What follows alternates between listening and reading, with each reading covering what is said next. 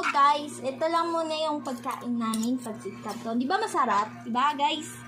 Di ba hindi masarap? Di ba masarap? Kasi bigla-biglaan na kami mission. Ni ng ko, kapatid ko at kaibigan ng kapatid ko. Kasi kaibigan ko rin sila at kaibigan ko rin si Tita. Nag-desisyon na kami agad na mag-milkshake. Kasi may free milk eh. May free milk na pinaano sa amin sa kasali ako sa team since payat ako. Payat ka pa? Kailangan ko more food daw, nutrition.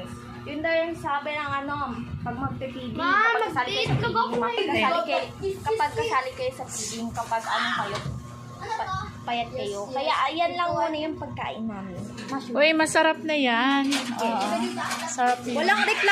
Walang reklamo dito guys. Kasi kasi tipid.